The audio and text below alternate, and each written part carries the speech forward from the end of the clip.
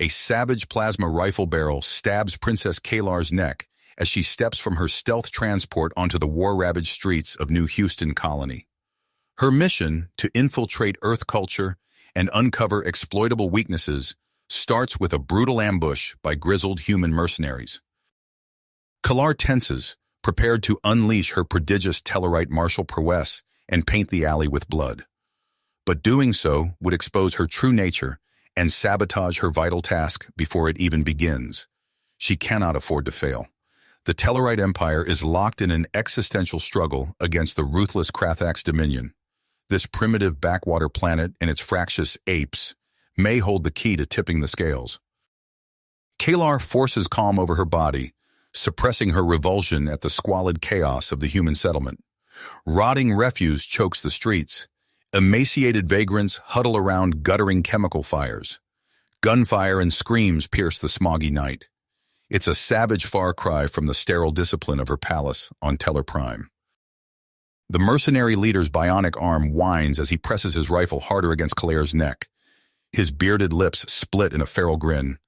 Well, well. Fresh meat, boys. Looks like the new semester's starting with a bang. His pack of armed thugs snicker, the circles of their tactical lights pinning Kalar like a caged animal. Her cover identity and painstakingly crafted human disguise will be worthless if she's abducted or killed here. She cannot allow herself to be taken, but she also cannot reveal her true power and risk her critical mission. Kalar's mind races, calculating vectors and vulnerabilities. She has only seconds to act before the humans realize she's not the easy victim she appears. Though it galls her to let these apes manhandle her, Kalar knows the fate of the Tellarite Empire rests on her shoulders. She must endure this indignity and do whatever it takes to succeed. In a blur of speed, Kalar dismantles the mercenaries with brutal efficiency. Bones snap, weapons clatter, bodies thud. In seconds, the pack of thugs lie groaning and unconscious around her. From the shadows, Jack Ryder gapes, scarcely believing his eyes. The mysterious new student just dispatched a squad of armed mercs with her bare hands. Superhuman speed. Incredible strength. Who the hell is this girl? The next day, an overwhelmed Kalar navigates the chaotic gauntlet of the university. Boisterous students jostle past, a cacophony of strange human tongues assaulting her ears. It's a jarring change from the orderly halls of her palace. Looks like I'm your native guide. Kalar turns to see Jack, the bystander from last night, flashing her a lopsided grin. She appraises him coldly. Scruffy hair, rumpled clothes, an air of irreverence. Hardly an impressive specimen. Jack shows her to her first class, peppering her with questions. So what was that ninja shit last night? You some kind of secret agent or something? I have no idea what you're talking about, Kalar says stiffly. She cannot let this unkempt human jeopardize her cover. Right? Well, stick with me, princess. I'll show you the real action around here. Stuff they don't put in the brochure. Over the next days, Jack introduces Kalar to a side of human culture she never imagined. Dimly lit hacker dens where purple-haired girls code revolutionary AI. Clandestine meets of activists plotting strikes against the corporate state. Transhumanist salons debating exotic gene mods and neurochips. These encounters hint at untapped human potential that both thrills and unsettles Kalar. She'd always viewed Earthers as primitive, disorganized, but the sheer vibrant diversity of their societies sparks new calculations. Meanwhile, Dr. Novak observes his new pupil with a penetrating gaze. Kalar shifts under his scrutiny, suddenly convinced he can see through her human disguise to the alien beneath. What does this perceptive Earther know? Amidst her surreptitious intel gathering, Kalar uncovers startling revelations. These scattered, fractious human colonies possess exotic resources and warp technologies beyond what her superiors suspect. The implications gnaw at Kalar. Is a larger galactic conspiracy at play? Has her view of this strange species blinded her to deeper truths? As Kalar spends more time with Jack, debating philosophy over pungent coffee and touring illicit gene-modding labs, her icy imperial reserve begins to crack. Jack's unorthodox thinking and the sheer riotous variety of human potential fascinate the princess, seeding doubts about the rigid dogma of her empire. But her mission teeters on a precarious edge when a hissing disruptor beam nearly takes her head off outside the cafeteria. A split-second dodge is all that saves her. Her cover is compromised. Assassins have found her. As alarms blare and panicked students stampede, Kalar glimpses a glint of chrome, her attacker vaulting over a fence and vanishing into the chaos. Kalar's mind races. New variables cascade through her calculations. Mission parameters fluctuate wildly. She should scrub the operation, return to the sterile certainty of Teller Prime. But the tantalizing mysteries of this maddening, brilliant, chaotic species lure her on. She cannot abandon her mission now, not when she's glimpsed the untapped promise lurking in these strange beings. Even if she must go rogue and infiltrate the deepest shadows of this treacherous planet to uncover the truth. Kalar sprints after her assassin, quantum steel muscles surging, leaping headlong into the deadly and electrifying unknown. Kalar's breath came in ragged gasps as she surveyed the chaos around her. Smoke curled from overturned tables, and the acrid stench of discharged energy weapons filled the air. Students huddled behind makeshift barricades, eyes wide with fear and confusion. "You okay?" Jack's voice cut through the din, his hand on her shoulder. She nodded, mind racing. The assassin's near miss had shattered her carefully constructed facade. Her cover was compromised, and the delicate balance of her mission teetered on the brink of collapse. "We need to move," Kalar said, her voice low and urgent. "Now." Jack didn't argue. He led her through a maze of back alleys and service tunnels, away from the prying eyes of security drones and panicked civilians. As they emerged onto a deserted rooftop, Kalar made her decision. "Jack, there's something I need to tell you." His eyebrows rose as she deactivated her holographic disguise, revealing her true Tellarite form. To his credit, Jack's surprise quickly gave way to a wry grin. "I knew you were out of this world, but damn." Kalar outlined her mission, the galactic conflict, and the strange technologies she'd uncovered on Earth. Jack listened intently, his expression growing more serious with each revelation. "So what now?" he asked when she finished. "I need your help," Keller said, the words foreign on her tongue, "to continue my investigation and uncover the truth behind these assassins." Jack's eyes lit up with a mixture of excitement and persistence. "I'm in. Where do we start?" Their search led them through the underbelly of New Houston Colony. They navigated neon-lit bazaars where genetically modified creatures chittered in cages, and descended into subterranean data havens, humming with illicit quantum processors. It was in one such den that they encountered Zane Corso. The arms dealer exuded an aura of danger and charm in equal measure, his cybernetic eye whirring as it scanned them. "Princess Kalar," he purred, "and her human pet. To what do I owe the pleasure?" Kalar's muscles tensed, ready for action, but Jack placed a calming hand on her arm. "We're looking for information," Jack said, his voice steady, "about the Obsidian Cartel." Zane's organic eye widened slightly. "Dangerous game you're playing, but I might be able to help for the right price." After tense negotiations and a transfer of untraceable crypto credits, Zane revealed what he knew. The Obsidian Cartel, a shadowy organization with tentacles stretching across the galaxy, was behind the assassination attempt. More troublingly, they seemed to be manipulating both human and alien factions for their own inscrutable purposes. "I can arrange a meeting," Zane offered, his cybernetic eye gleaming, "with a representative of the cartel, to broker a truce, perhaps, or gather more intel." Kalar and Jack exchanged glances. The risk was enormous, but the potential payoff even greater. "Set it up," Keller said.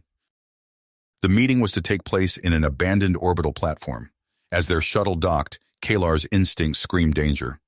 She barely had time to shove Jack aside as a barrage of plasma bolts tore through the air where they'd been standing. "Ambush!" Jack yelled, diving for cover. The cramped corridors of the station erupted into a chaotic firefight.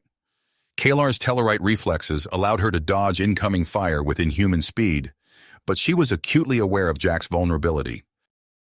A towering figure emerged from the smoke. Warlord Kravos, his Krathax armor jam-packed with weapons. "The Tellarite princess," he growled. "Your head will make a fine trophy." Kalar snarled. her facade of humanity falling away completely as she engaged the Krathax commander in brutal hand-to-hand combat. Metal shrieked and bones cracked as they traded blows with superhuman force. A pained cry cut through Kellar's battle focus. Jack lay slumped against a bulkhead, clutching a smoking wound in his side. The sight ignited something primal within her. With a roar of fury, Kellar unleashed the full extent of her Tellarite abilities. Her movements became a blur, striking with precision and power that left Kravos reeling. In a final devastating sequence, she disarmed the Krathax and sent him crashing through a viewport, his body tumbling into the void of space. Panting heavily, Kellar rushed to Jack's side. His breath came in ragged gasps, blood seeping between his fingers. "Hang on," she whispered, cradling his head. "I'm getting you out of here." As Kellar carried Jack's limp form back to their shuttle, her mind raced. She had revealed her true nature, not just to Jack, but to whoever was watching. The carefully laid plans of her mission lay in ruins around her. But as she looked down at Jack's pale face, Kellar realized something had fundamentally shifted within her. This human, this infuriating, brilliant, fragile being, had become more than just an asset or a guide. He had become important to her. The shuttle's engines roared to life as Kellar set a course for the one place she thought might be able to help: Zane Corso's secret medical facility. As New Houston Colony receded behind them, Kellar knew that nothing would ever be the same. Her mission, her loyalties, her very identity, all hung in the balance. And somewhere in the shadows, unseen forces watched with great interest as the pieces of a cosmic game began to shift.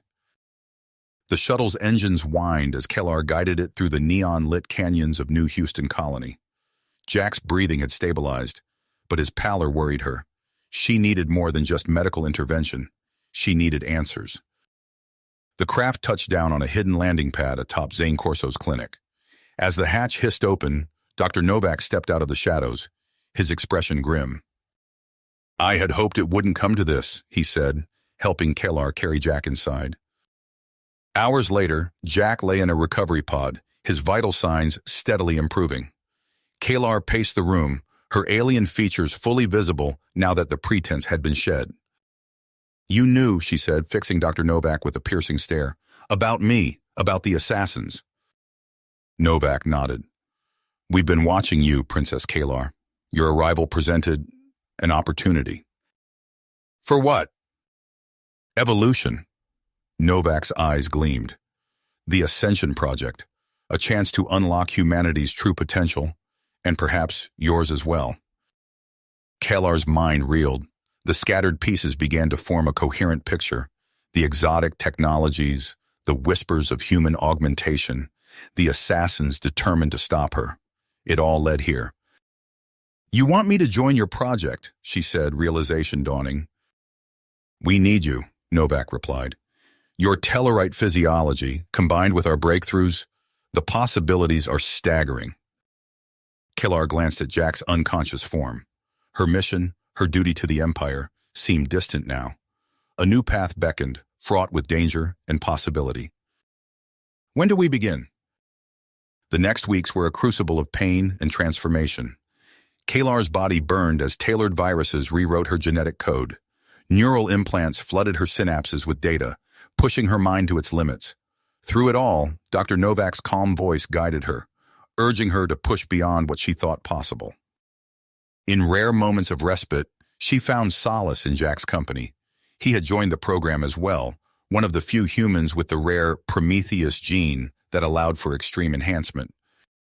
"How are you holding up, Princess?" Jack asked during one training session, his movements a blur as he sparred with a combat droid.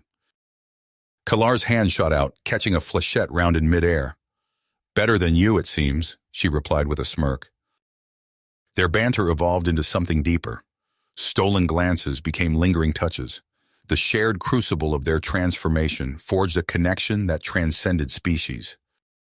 One night, exhausted from a particularly grueling neural mapping session, Kellar found herself drawn to Jack's quarters. The air crackled with unspoken tension as she stepped inside. "We shouldn't," Jack said, his voice husky. "Perhaps not," Kellar replied, closing the distance between them. "But I'm tired of shouldn't." Their lips met, and for a moment the weight of galaxies and empires fell away. The next morning, Dr. Novak pulled them aside, his expression stern. "I understand the bond you're forming," he said, "but remember, what we're doing here is bigger than any one of us. Personal entanglements can be dangerous." Before either could respond, alarms blared throughout the facility. Kalar's enhanced senses prickled with danger. "Intruder alert!" A voice crackled over the intercom. "Unknown hostiles breaching level 3. Kalar and Jack exchanged a look. This was what they had been training for. As they raced toward the conflict, Kalar caught a glimpse of a new face, a dark-skinned man with a determined set to his jaw, trading heated words with Zane Corso. "You're playing with fire, Corso," the man shouted. "The Corps won't stand for this." But there was no time to unravel that mystery. The facility shuddered under the impact of energy weapons. Through the haze of emergency lighting, Kalar saw the distinctive armor of Krathak's shock troops pouring through a breach in the wall. "It's Kravos," she snarled, recognizing the warlord at their head. "He survived." The battle erupted in a symphony of chaos. Kalar's newly enhanced body responded with preternatural speed and strength. She vaulted over a barricade, her fist connecting with a Krathak soldier's faceplate with a satisfying crunch. Nearby, Jack moved with fluid grace, his augmented reflexes allowing him to dance between plasma bolts. Other Ascension Project recruits joined the fray, their enhancements on full display. But the Krathaks were relentless. For every one Kalar took down, 2 more seemed to appear. Fatigue began to set in, her new abilities taxing her stamina. "Fall back," Dr. Novak's voice cut through the din. "We can't hold them."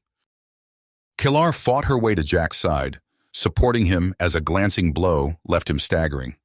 They retreated deeper into the facility, the snarls of Krathak's troops growing closer. Just as hope began to fade, a new combatant entered the fray. A massive Tellarite warrior, his cybernetic enhancements gleaming, tore through the Krathak's ranks with brutal efficiency. "Kodar!" Kalar gasped, recognizing her former bodyguard. The Tellarite inclined his head. "My princess, your father sent me to extract you, but it seems—" He hesitated, taking in the scene. Things have changed. With Kodar's arrival turning the tide, they managed to drive the Krathaks back. In the aftermath, as emergency teams worked to secure the facility, Kalar confronted Dr. Novak. "This wasn't a random attack," she said, her eyes narrowing. "The Obsidian Cartel is after your research." Novak's shoulders sagged. "Yes, they want to control the Prometheus project, to weaponize it." Kalar's mind raced, calculating variables, potential outcomes. Her original mission seemed like a lifetime ago. She looked at Jack, at Kodar, at the human recruits who had fought alongside her. "We can't wait for them to strike again," she said, decision crystallizing. "We need to take the fight to them." Jack stepped forward, his hand finding hers. "I'm with you." Kodar nodded his assent, and a handful of the most promising Ascension recruits gathered around them. Kalar met Dr. Novak's gaze. "I hope your project has succeeded in making us ready." Novak's expression was unreadable. "I suppose we're about to find out." Kalar surveyed her unlikely team.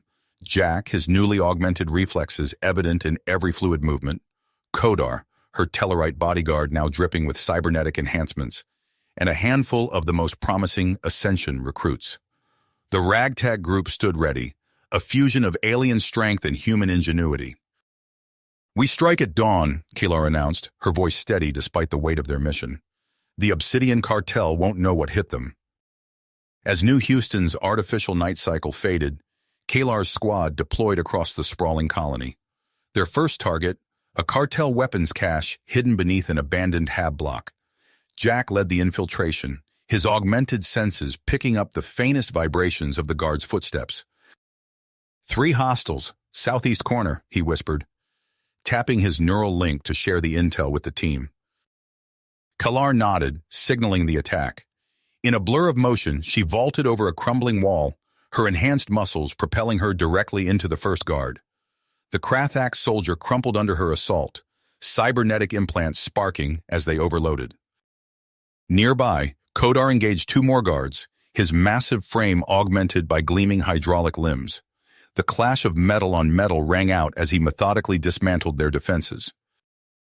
"Cache secured," Jack reported, emerging from the underground bunker with an armful of experimental plasma rifles. But this is just the beginning. Over the next weeks, Kalar's team waged a relentless guerrilla campaign against the cartel. They disrupted supply lines, sabotaged communication hubs, and slowly chipped away at the shadowy organization's grip on New Houston. Zane Corso's network of informants proved invaluable, feeding them intel on cartel movements and vulnerabilities. After one particularly daring raid on a quantum encryption facility, Kalar found herself back in Corso's dimly lit den of secrets. "You've been busy, Princess," Corso drawled, his cybernetic eye whirring as it scanned her for injuries. "But the real prize is still out there, a Krathax antimatter warhead capable of vaporizing half the colony." Kalar's eyes narrowed. "Where?" "Funny you should ask," Corso grinned, bringing up a holographic display of a heavily fortified bunker. "I hope those new enhancements of yours are up for a challenge." The heist was a masterclass in precision and audacity. Kalar's team infiltrated the bunker through maintenance tunnels, bypassing layers of security with a combination of hacked credentials and brute force. As they neared the warhead's containment chamber, alarms blared to life. "We've got company!" Jack shouted, plasma bolts sizzling past his head. Kalar spun, her enhanced reflexes allowing her to track multiple targets simultaneously. She dispatched 2 Krathax guards with swift, economical movements, but more poured in from adjoining corridors. The firefight intensified, filling the air with the acrid smell of ozone and burning circuitry.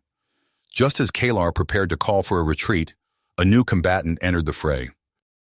A dark-skinned man in sleek combat armor cut through the Krathax ranks with ruthless efficiency.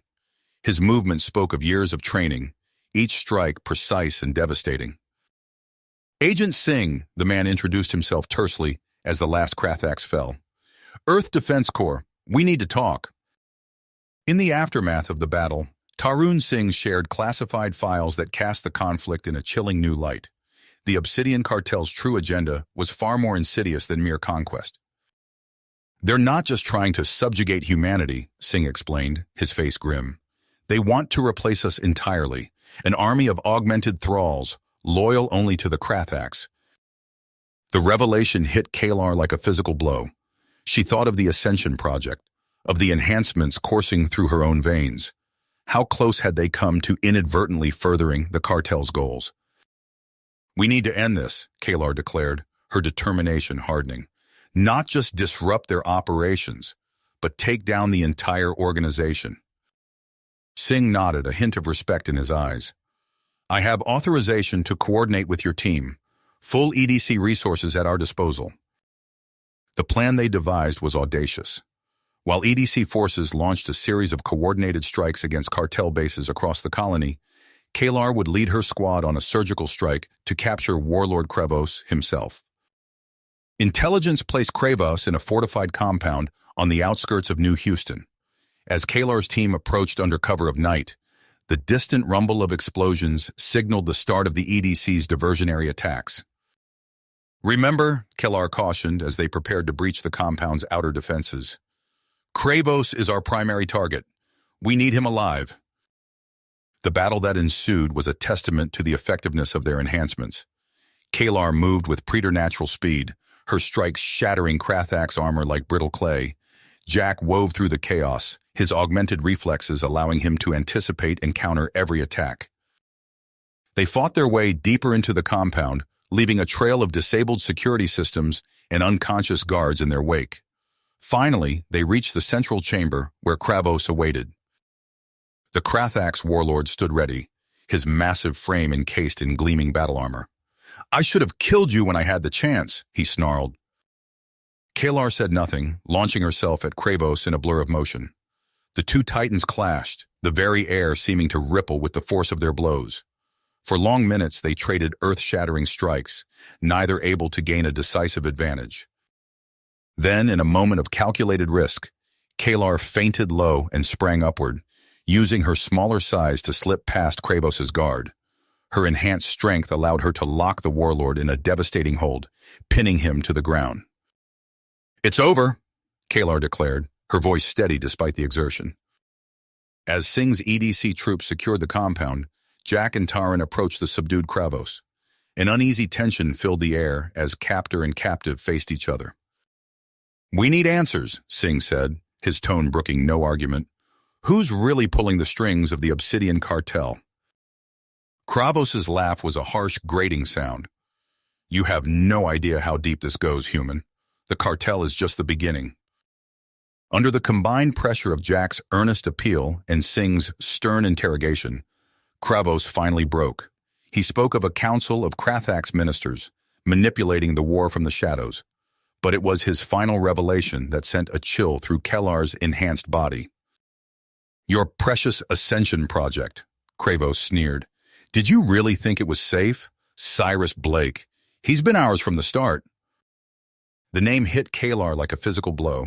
Cyrus, Dr. Novak's brilliant protege, a key figure in the project's development. She remembered his fervent enthusiasm, his willingness to push ethical boundaries in the name of progress. "We need to move," Kalar ordered, her mind racing. "Back to Novak's lab, now!" As they raced across the colony, Singh deployed an EDC strike team to secure the facility, but Kalar knew they might already be too late.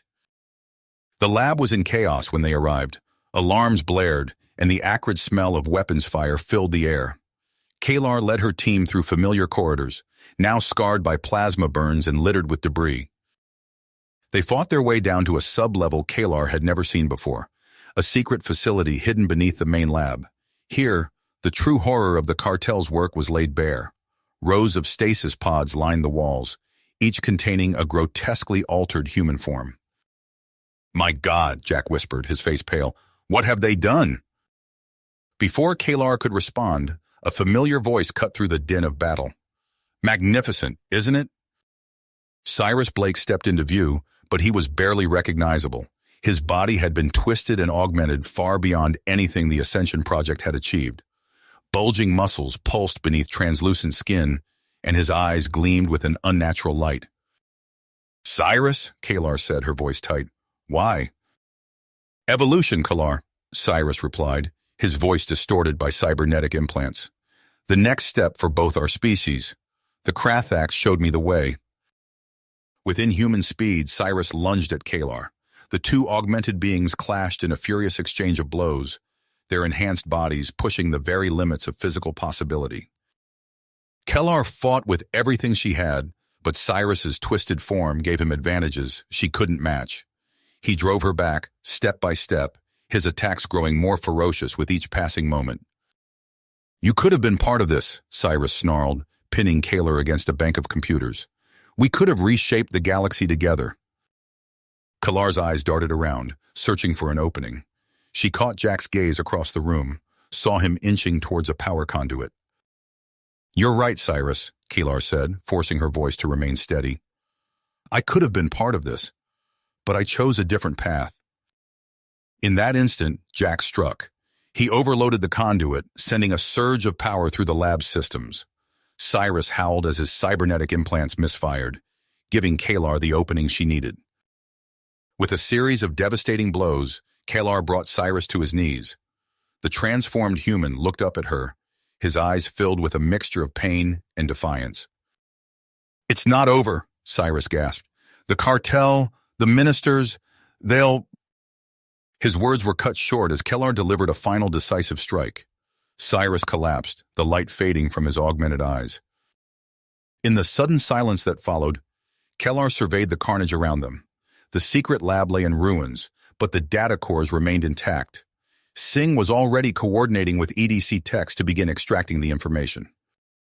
"This is it," Singh said, his expression grim. "The full extent of the Krathak's invasion plan. Every colony, every world they've targeted." Kalar nodded, the weight of their discovery settling on her shoulders. She looked at Jack, at Kodar, at the human and alien allies who had fought beside her. "Then we know where we need to go next," she said, her voice filled with tenacity. "The real war is just beginning." As they prepared to leave the shattered lab, Kalar knew that the path ahead would be fraught with danger. The Obsidian cartel had been exposed, but the Krathak's ministers and their grand schemes remained. humanity's future hung in the balance, and Kalar found herself at the center of a conflict that would reshape the galaxy. With one last look at the fallen form of Cyrus, Kalar led her team out of the lab. Whatever challenges lay ahead, she knew they would face them together, a union of human and alien, united against a common threat. Kalar's team huddled around the flickering holodisplay, faces grim as they absorbed the full scope of the Obsidian Cartel's invasion plan. The data cores from Cyrus's lab painted a chilling picture. Entire human colonies subverted through corporate puppets, terrorist cells, and augmented thralls like Cyrus himself.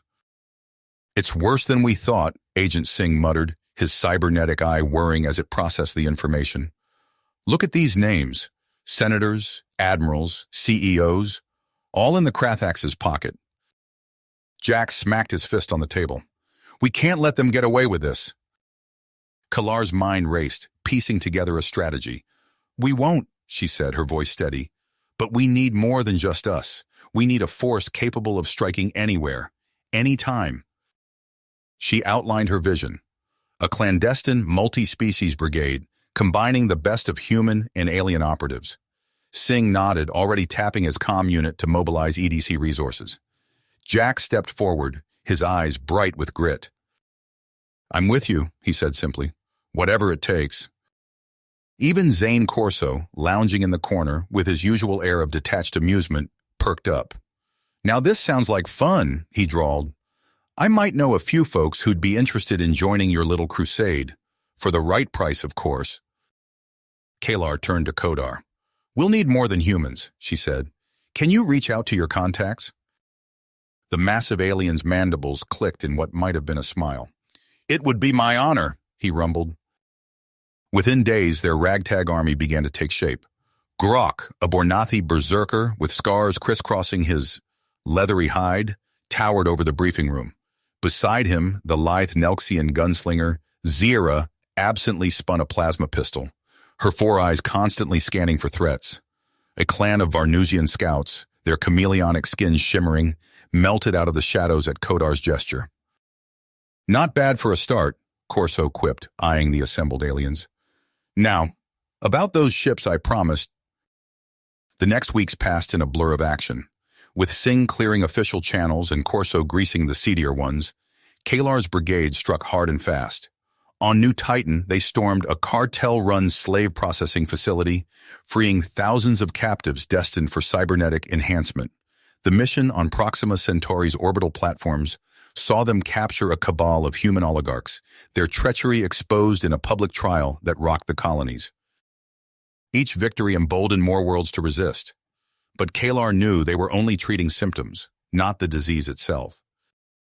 "We need to cut off the head," she declared during a strategy session. "The Krathax ministers are the real puppet masters. We take them out, we end this." Jack's eyes widened. "You're talking about hitting the Krathax homeworld? That's suicide." Kalar's lips quirked in a half-smile. "Maybe, but I have a plan." The insertion went smoothly at first. Cloaked by Varnusian tech and guided by Corso's black market nav data, their strike team penetrated deep into the heart of the Dominion. But as they neared the minister's stronghold, alarms blared to life. "We've been made!" Zira hissed, her pistols already blazing. Kalar assessed the situation in an instant. "New plan," she barked. "Grok, Kodar, get the civilians out. Zira, cover their retreat. Jack, with me, we're going for the command center." The next minutes were a maelstrom of chaos. Kalar moved with inhuman speed, her augmented body a blur as she cut through waves of Krathax warriors. She lost track of how many she downed, focused solely on carving a path forward. A scream of pain cut through the din. Kalar spun to see Jack pinned down, a Krathax energy blade at his throat. "Surrender, human," the alien snarled, "or watch your companion die." Time seemed to slow. Kalar locked eyes with Jack, saw the mixture of fear and willpower in his face. Every instinct screamed at her to save him, to trade herself for his life. But the mission, the fate of countless worlds hung in the balance. With a silent apology, Kalar made her choice. She hurled herself at the nearest computer terminal, fingers flying as she uploaded the damning evidence. Alarms blared anew as the Krathax minister's treachery was broadcast across the Dominion. The last thing Kalar saw before the emergency teleport yanked her away was Jack being dragged off by Krathax guards. His eyes met hers one final time, filled not with betrayal, but understanding. Kalar materialized on the bridge of Corso's ship, her team battered but alive. As reports flooded in of Krathax citizens rising up against their leaders, she allowed herself a moment of grim satisfaction. But Jack's absence gnawed at her, and she knew Minister Corgus would not go down without a fight. "Where to now, boss?" Corso asked, hands hovering over the nav controls. Kalar's eyes hardened. "Back to the Dominion," she said. "We're not done yet." The ship's engines hummed as Kalar steeled herself for what lay ahead. "Set course for the Dominion," she ordered, her voice unwavering despite the ache in her chest. Jack's absence left a void, but she channeled that pain into perseverance. As they approached Krathax space, chaos erupted across their comm channels. Corso's eyebrows shot up as he processed the incoming data. "Well, I'll be damned," he muttered. "Looks like your little broadcast did the trick, Princess. We've got full-scale riots on multiple Krathax worlds." Kalar allowed herself a grim smile. "Then we strike now, while they're in disarray. Hail Agent Singh." Singh's hologram flickered to life, his cybernetic eye whirring as it took in the assembled team. "Kalar, we're tracking widespread insurrection across Krathax territory. EDC forces are mobilizing to support friendly factions." "Good," Keller nodded. "We'll coordinate our strikes with the rebels. It's time to dismantle the cartel piece by piece." Over the next weeks, Kalar's multi-species strike force carved a path of destruction through Obsidian cartel strongholds. On New Eden, they stormed a cartel genetics lab, freeing hundreds of test subjects and destroying decades of illegal research. The orbital platforms of Artemis Prime fell next, cutting off a major supply line for the cartel's operations. With each victory, more allies flocked to their cause.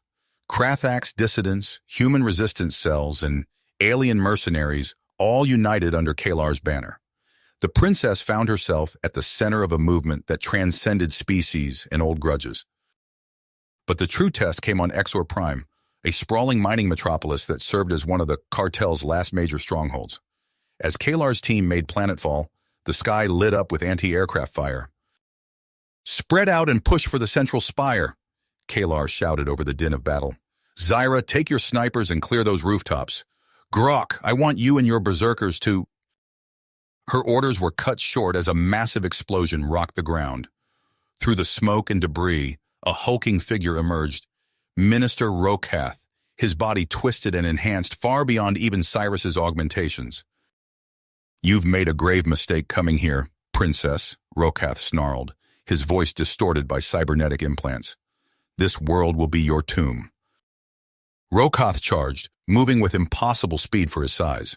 Kalar barely managed to dodge his first strike, feeling the heat from his energy-wreathed fists as they passed inches from her face. She retaliated with a flurry of blows, but Rokath shrugged them off like they were nothing. The two augmented beings clashed in a blur of motion, trading blows that would have shattered normal humans. Kalar found herself on the defensive, driven back by Rokath's raw power and seemingly limitless stamina. A thunderous roar split the air as an antimatter-powered dreadnought rose from a hidden hangar beneath the city. Rokath laughed, a harsh mechanical sound. "You're too late, Princess. With this ship, I'll reduce your precious colonies to ash." Kalar's mind raced. If Rokath escaped to that ship, countless lives would be lost. In that moment of distraction, Rokath landed a crushing blow, sending Kalar flying into a crumbling wall. As she struggled to her feet, Kalar saw her team fighting their way towards her position. Kodar's massive form barreled through cartel troops, while Zira's precise shots dropped targets with unerring accuracy. "Keep him pinned down," Kalar shouted, her voice raw. "We can't let him reach that ship." With renewed vigor, Kalar pressed her attack. She pushed her augmented body to its limits, matching Rokath blow for blow. The cityscape around them became a blur as they fought, leaping from rooftop to rooftop, crashing through walls and leaving destruction in their wake. Finally, Kalar saw her opening. As Rokoth wound up for a devastating strike, she ducked under his guard and delivered a series of precise blows to key points on his augmented frame. Rokoth stumbled, his cybernetics shorting out. With a final Herculean effort, Kalar hurled the Krathax minister through the air. He crashed onto the dreadnought's boarding ramp just as it began to retract. Rokoth scrambled to his feet, but it was too late. The ship was already lifting off. "After him," Kalar ordered, sprinting towards the rising vessel. Her team followed, using grappling lines and jetpacks to scale the sleek hull of the dreadnought. As they fought their way through the ship's corridors, alarms blared and security systems activated. Kalar pushed forward relentlessly, knowing that every second counted. They had to stop Rokoth before he could bring the dreadnought's weapons to bear on defenseless worlds. The bridge doors loomed before them, sealed tight. Grok stepped forward, his massive frame dwarfing even Kodar. "Allow me," he rumbled, before slamming his armored fists into the metal. Again and again he struck, until the doors finally buckled and gave way. Rokoth stood at the ship's controls, his augmented body sparking and twitching from the damage Kalar had inflicted. He turned to face them, his eyes filled with hate. "You're too late," he spat. "The coordinates are already locked in. This ship will reduce your homeworld to atoms, and there's nothing you can do to stop it." Kalar's eyes narrowed as she stepped forward. "You're wrong, Rokoth," she said, her voice cold and determined. "This ends now." As she advanced on the wounded minister, Kalar knew the real battle was just the beginning. But here, in this moment, she would strike a decisive blow against the cartel and everything it stood for. Kalar's fist connected with Rokoth's jaw, sending the Krathax minister sprawling across the bridge. She stood over him, chest heaving, as her team secured the dreadnought's controls. "Zyra, plot a course away from populated systems," Kalar ordered. "Kodar, restrain our guest. We're taking him back to Teller Prime." The journey to her homeworld passed in tense silence. Kalar spent the hours poring over the evidence they'd gathered, building an ironclad case against the Obsidian cartel. She allowed herself a moment of hope. Surely her father would see reason when presented with such damning proof. The Imperial Palace loomed before them as they made planetfall. Kalar strode through its ornate halls, Rokoth in tow, flanked by her loyal guards. The Emperor sat upon his crystalline throne, his face impassive as Kalar approached. "Father," she began, her voice steady, "I bring you Minister Korgus, living proof of the cartel's treachery. Humanity's awakening prevented a galactic genocide." The Emperor's voice cut through the air like a whip. "Silence!"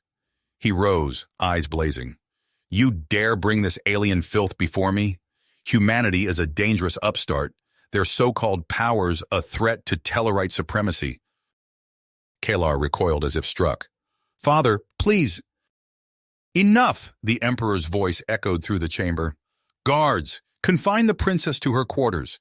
Expel the human delegation immediately." Chaos erupted. Imperial guards converged on Kalar, but Kodar was faster. The massive alien bodyguard threw himself between Kalar and her would-be captors, buying her precious seconds. "This way!" Kodar bellowed, gesturing towards a hidden passage. Kalar hesitated for a heartbeat, locking eyes with her father. His face was a mask of cold fury. She ran. The next hours passed in a blur of narrow escapes and hasty goodbyes. A cadre of soldiers loyal to Kalar joined their flight, stealing a sleek Corvette from the Imperial docks. As Teller Prime receded behind them, Kalar's comm unit crackled to life. "Princess?" Agent Singh's hologram flickered into view. "We've detected your launch. What's happened?" Kalar's voice was tight as she relayed the Emperor's betrayal. Singh's cybernetic eye whirred as he processed the information. "It's worse than we feared," Kalar concluded. "My father plans to weaponize human refugees, using them as gene stock for augmented warriors. He means to crush Earth's defiance once and for all." Singh's human eye widened. "Then we have no choice. We must unite against this threat." What followed was a whirlwind of negotiations and desperate alliances. Kalar brokered deals between the Earth Defense Corps, Krathax rebels, and a coalition of worlds ravaged by the cartel. Alien diplomats argued in a dozen languages, while human officers pored over star charts. Through it all, Kalar felt a gnawing ache in her chest. Jack's absence was a constant reminder of the price paid for this fragile alliance. She channeled that pain into her work, pushing herself to the brink of exhaustion. Finally, as the newly christened Promethean Alliance prepared for war, Kalar allowed herself a moment of quiet reflection. She stood before a viewport, gazing at the stars that had once seemed so full of promise. A hand on her shoulder startled her from her reverie. She turned to find Gibson, Jack's old friend, looking at her with understanding in his eyes. "Your Highness," he said softly, "I know this can't be easy for you." Kalar squared her shoulders. "My family made their choice," she said, her voice steady. "Now I've made mine. Humanity needs a defender in this galaxy. I intend to be that defender." Gibson nodded. "Then let me help. Appoint me as your ambassador to the refugee camps. I'll unite our scattered people under your banner." A ghost of a smile crossed Kellar's face. "Thank you, Gibson. We'll need every ally we can get in the days to come." As if to punctuate her words, alarms blared throughout the ship. Singh's voice crackled over the comms. "Princess, we've detected a Tellarite invasion fleet on course for New Houston. They'll be there within hours." Kalar's eyes hardened. "Then we move now. All ships prepare for immediate departure. We will not let New Houston fall." The bridge erupted into action as Kalar took her place at the helm. As their ragtag fleet jumped to faster-than-light speed, she allowed herself one final thought of her father. "I'm sorry it came to this," she whispered, "but I will not let your prejudice destroy everything we've built." The stars blurred around them as they raced towards their destiny. The stars blurred back into focus as Kellar's fleet dropped out of FTL near New Houston. A massive Tellarite armada loomed before them, weapons already powering up. "All ships, battle formations!" Kalar's voice rang out across the command deck. "Protect the civilian centers at all cost." What followed was a desperate, chaotic battle. Human frigates darted between lumbering Tellarite dreadnoughts. Krathax fighters unleashed swarms of missiles. Kalar's own vessel plunged into the heart of the melee, its advanced shielding barely holding against the onslaught. Hours later, as the last Tellarite ship retreated in flames, Kalar allowed herself a moment to breathe.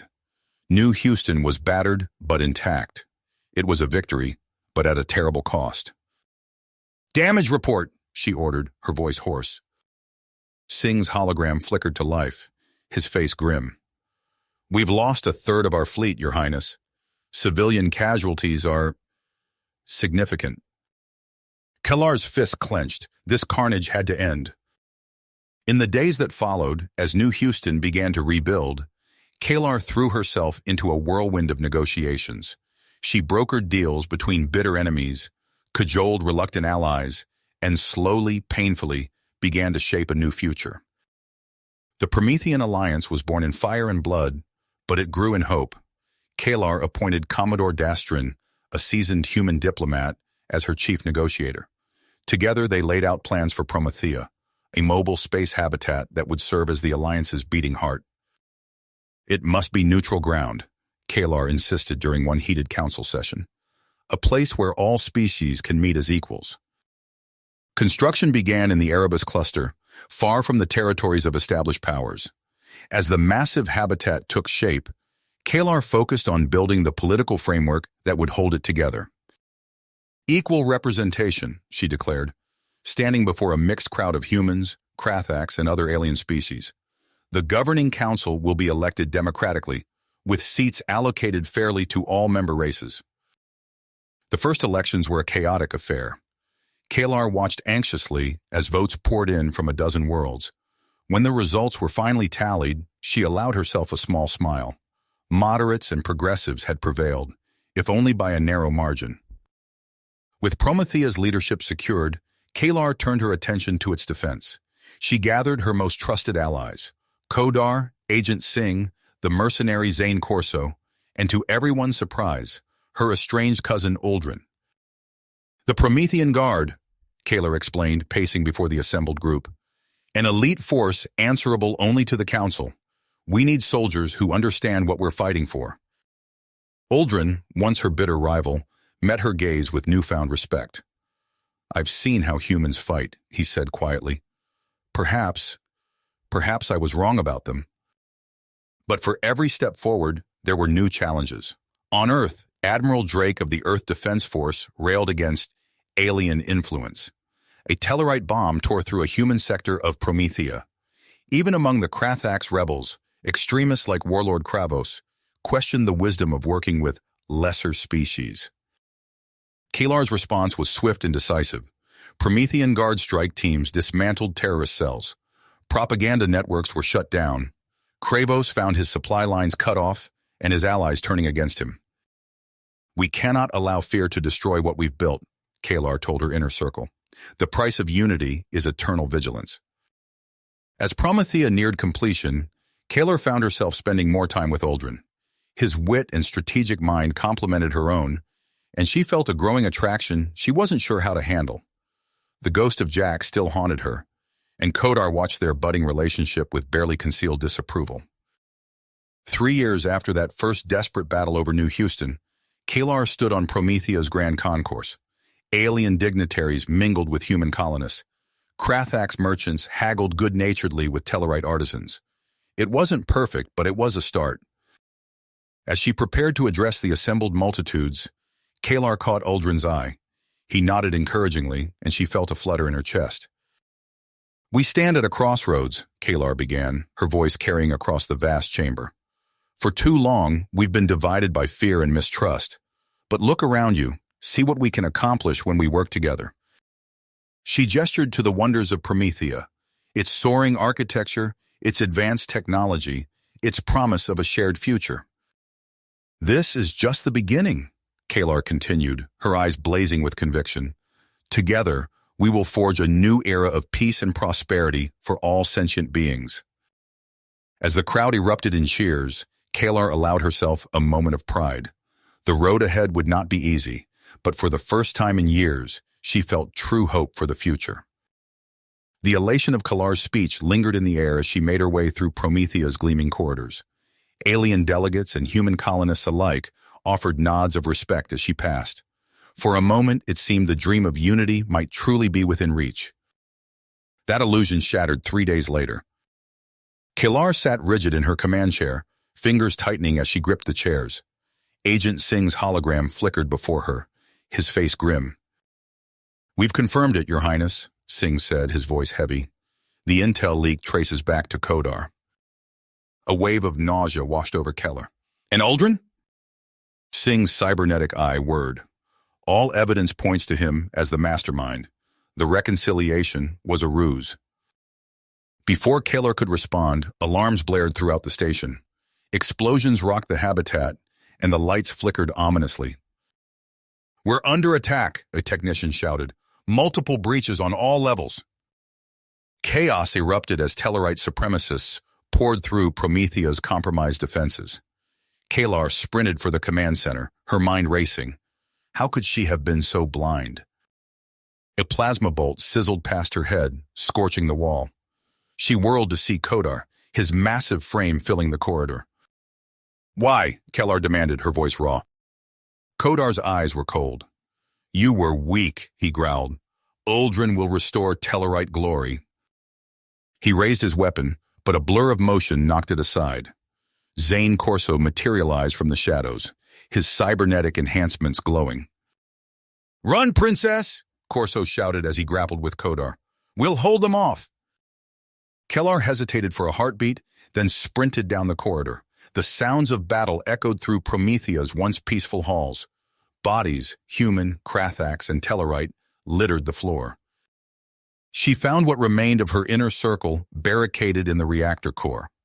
Commodore Dastrine's face was ashen as he relayed the grim news. "Half the council is dead," he reported. "The rest are in Uldren's custody. We're cut off from our fleet." Kalar's mind raced, searching for a solution. "If we can reach the auxiliary control room..." A tremor shook the station, more violent than before. Warning klaxons blared as radiation levels spiked. "By the void," Dastrine whispered. "He's overloading the reactor." Kellar's blood ran cold as she realized Uldren's true intent. This was no coup. It was an act of genocide. The reactor chamber erupted into chaos as Uldren's forces breached the final defenses.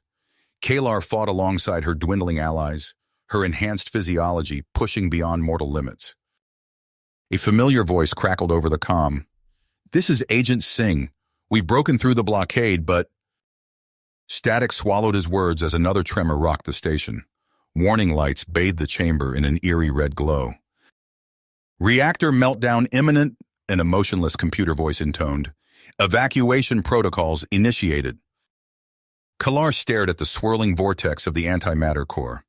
There was only one way to stop this. "Get everyone out," she ordered, her voice steady. "I'll contain the breach." Dastrin's eyes widened. "But Your Highness—" "That's an order, Commodore." As her allies retreated, Kalar approached the stasis field controls. She input the final command sequence, knowing it would be her last act as ruler of the Promethean Alliance. The impenetrable field shimmered around her as she stepped into the heart of the reactor. Searing pain lanced through her body as she began to absorb the antimatter detonation. Through teary eyes, Kalar glimpsed her stasis pod hurtling away from Promethea, trailing tendrils of cosmic energy. The station, her dream of unity, receded into the star-flecked void. As consciousness faded, Kalar's thoughts turned to Jack, to Earth, to all she had fought for. She poured those memories, that fierce hope, into one final broadcast. "This is Princess Kalar of the Promethean Alliance," she began, her voice echoing across 1,000 worlds. "I speak now to all who dream of a better future." You have reached the end of the story. If you enjoyed this story and want to support us, please leave a like and subscribe to our channel, and for every comment that says 88, I will heart every single one of them. Thank you for your time.